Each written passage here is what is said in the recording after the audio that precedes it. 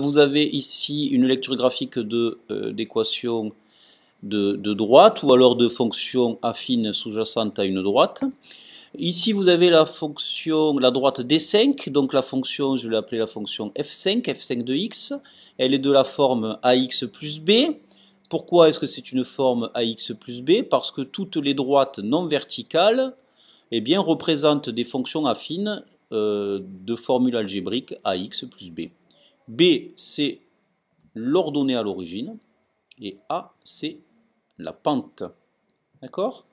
Donc, quand je regarde D5, il faut que je lise l'ordonnée à l'origine. C'est quand est-ce que la droite croise l'axe des ordonnées.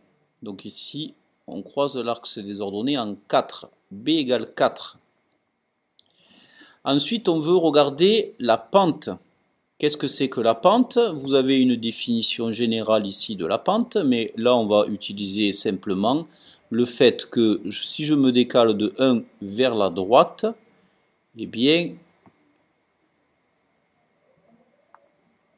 je vais descendre de 3 carreaux pour me retrouver sur un autre point de la droite. Donc si on descend de 3 carreaux, c'est que A vaut moins 3.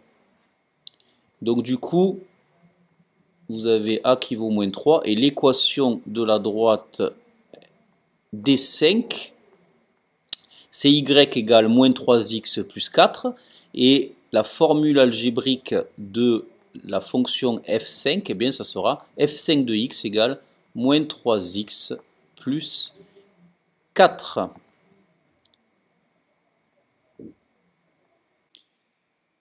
J'efface la D5 et je m'occupe maintenant de la D2. Donc, on a la droite D2, la fonction sous-jacente c'est f2 de x, qui est une fonction affine bien entendu, puisque la droite ici est non verticale. Donc on va l'appeler ax plus b aussi. C'est la forme générale des fonctions affines. Donc ici je m'intéresse d'abord à l'ordonnée à l'origine, le b c'est toujours très facile à déterminer. Je regarde quand est-ce que la droite D2 coupe l'axe des ordonnées, c'est en 0. Donc ici b vaut 0. Ensuite, je regarde la pente.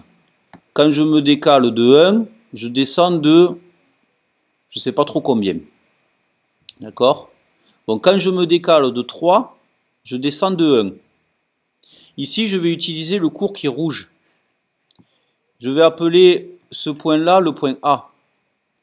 Je vais appeler ce point-là le point B. Voilà. Vous avez le point A qui a pour coordonnées 0, 0. Vous avez le point B qui a pour coordonnées 3, moins 1. D'accord? Le coefficient directeur de la droite, c'est la différence des ordonnées, divisée par la différence des abscisses. Dans le même ordre, bien entendu. D'abord le point B, ensuite le point A. Donc on y va. On prend l'ordonnée de B, moins 1, et je lui soustrais l'ordonnée de A, 0. Je prends l'abscisse de B, 3, je soustrais l'abscisse de A, 0. Le coefficient directeur, il vaut moins 1 tiers. C'est logique. Je me décale de 3 carreaux vers la droite, je descends de 1. Si je me décale que d'un carreau vers la droite, je descends de 3 fois moins. Hein. Donc ici, on a deux triangles qui sont en fait totalement semblables. Hein. C'est même des triangles qui forment une configuration de Thalès emboîtée. D'accord? Donc cette longueur-là, c'est 3 fois moins que celle-là. Ok? Donc vous avez A qui vaut moins 1 tiers. Je conclus à ma fonction f2 de x. C'est moins 1 tiers de x plus 0. Donc ici le 0, je ne le note pas.